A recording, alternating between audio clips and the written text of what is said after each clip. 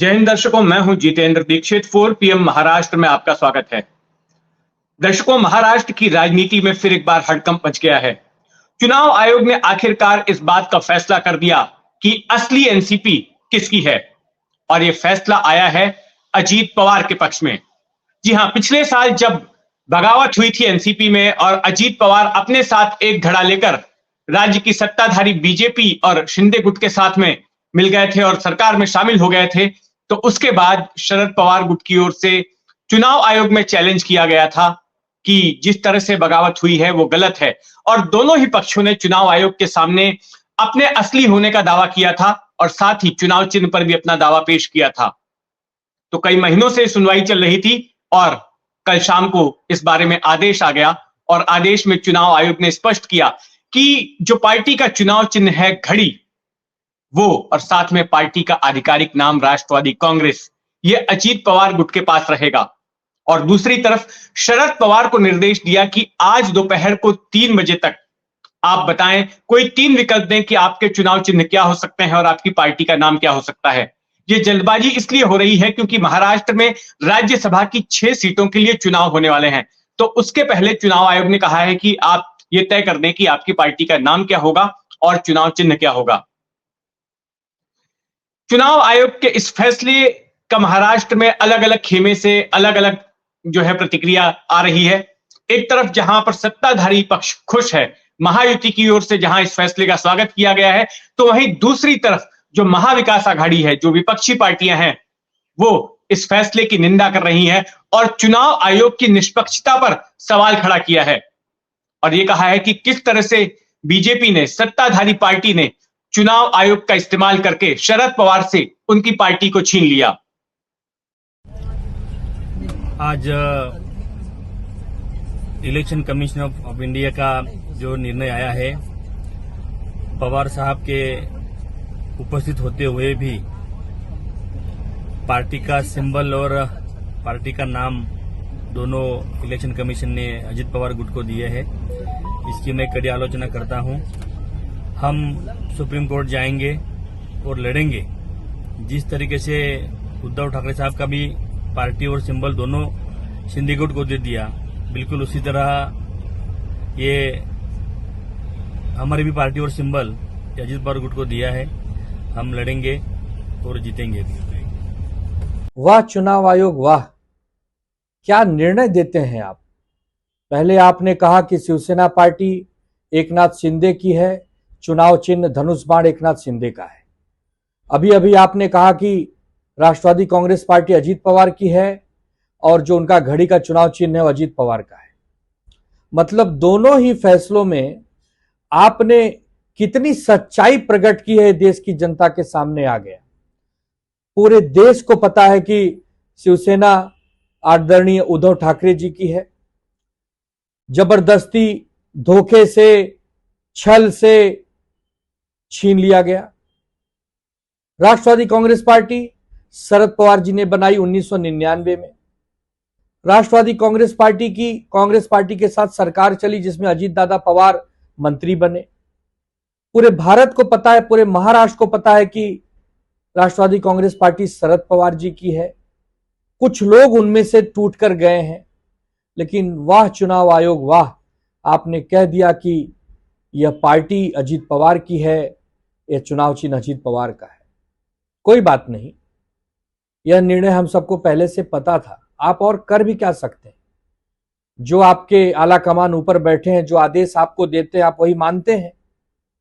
नाम आपका चुनाव आयोग है, लेकिन आप काम करते हैं सरकार के अधीन। कोई बात नहीं, आदरणीय सुप्रीम कोर्ट का दरवाजा अभी खुला है। जैसे हम सुप्रीम कोर्ट गए हैं, वैसे आदरणीय पवार साहब भी जाएंगे। लेकिन इस देश में अब लोकतंत्र बचा नहीं, हम नहीं, आदरणीय सुप्रीम कोर्ट कह रहे हैं। और सुप्रीम कोर्ट फैसला जरूर देंगे, थोड़ा समय लगेगा, लेकिन शिवसेना को भी न्याय मिलेगा, राष्ट्रवादी को भी न्याय मिलेगा और भारतीय जनता पार्टी के अहंकार का अंत होगा। ठीक इसी तरह से बीते साल शिवसेना में भी फूट के बाद जो असली शिवसेना होने का अधिकार जो है वो दे दिया गया था एकनाथ शिंदे गुट को। जिन बाला साहेब ठाकरे ने शिवसेना बनाई थी वो ठाकरे परिवार ही शिवसेना से बाहर हो गया और शिवसेना का आधिकारिक नाम और जो चुनाव चिन्ह था धनुष बाण का वो एकनाथ शिंदे को दे दिया गया। और कुछ उसी पैटर्न पर अब चुनाव आयोग ने एनसीपी के मामले में भी अपना फैसला सुनाया है। एनसीपी ने अपने फैसले का आधार बनाया है संख्या बल को। एनसीपी का कहना है चुनाव आयोग ने अपने फैसले का आधार बनाया है संख्या बल को। चुनाव आयोग का कहना है कि जो संख्या बल है, तमाम जो सांसद हैं, तमाम जो अलग अलग राज्यों में विधायक हैं, उनकी संख्या अजीत पवार गुट की तरफ ज्यादा है और शरद पवार इस मामले में कमजोर पड़ गए और इसीलिए चूंकि लोकतंत्र में बहुमत का महत्व होता है और ऐसे में अजीत पवार गुट को पार्टी और चुनाव चिन्ह मिल गया।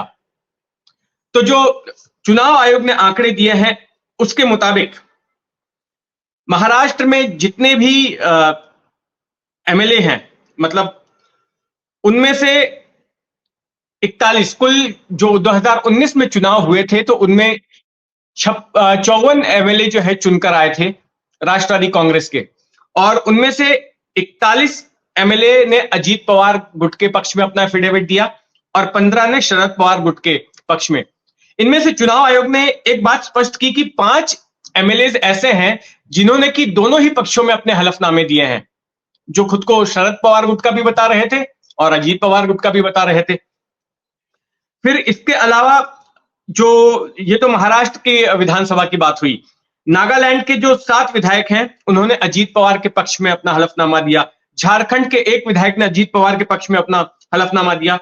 केरल के जो 2 विधायक हैं उन्होंने शरद पवार के गुट के पक्ष में अपना हलफनामा दिया था। अगर लोकसभा के सांसदों की बात करें तो 2 सांसदों ने अजीत पवार के गुट के पक्ष में अपना हलफनामा दिया, जबकि 4 ने शरद पवार के पक्ष में। लेकिन इनमें से एक सांसद ऐसा है, चुनाव आयोग ने स्पष्ट किया, जिसने कि दोनों गुटों के पक्ष में हलफनामा दिया है।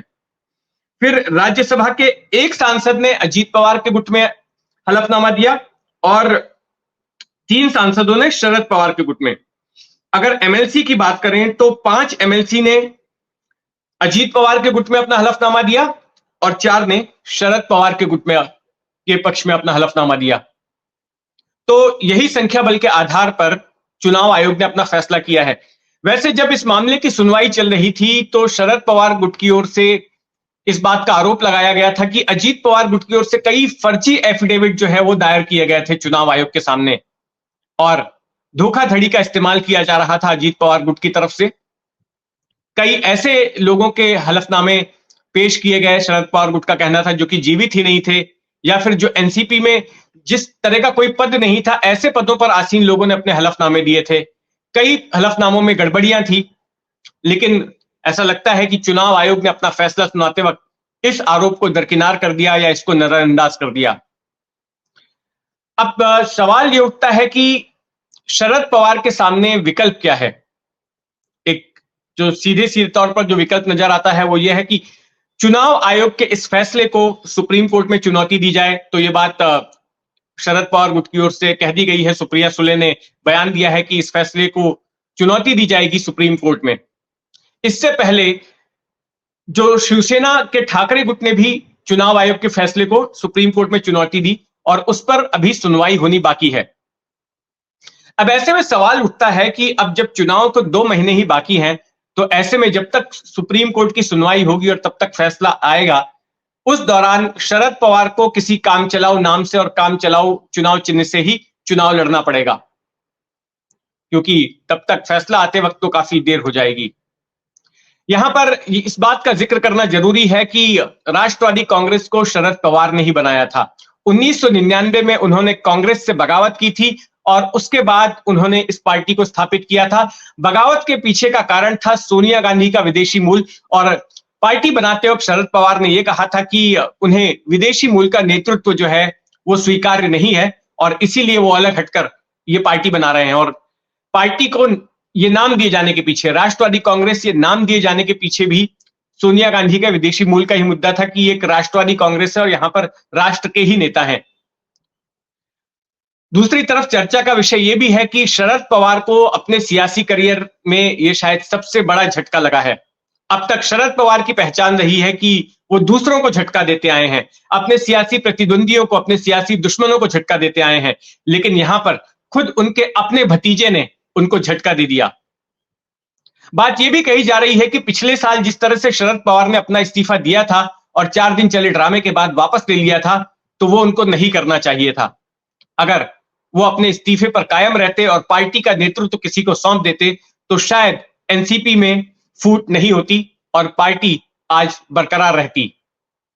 तो खैर, अब देखते हैं इस सिलसिले में आगे क्या होता है। हमारी महाराष्ट्र की सियासी हलचल पर नजर बनी रहेगी। आप भी अपनी नजर बनाए रखें 4 PM महाराष्ट्र पर, और इस खबर पर आपका क्या सोचना है कमेंट बॉक्स में जरूर लिखें। जय हिंद।